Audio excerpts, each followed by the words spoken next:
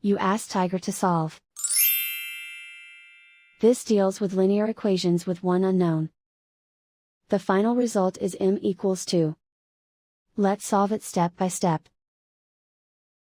Simplify the expression. Simplify the arithmetic. Swap sides.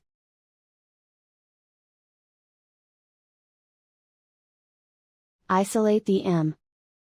Divide both sides by 21. Simplify the fraction. Find the greatest common factor of the numerator and denominator. Factor out and cancel the greatest common factor. And so the final result is m equals 2.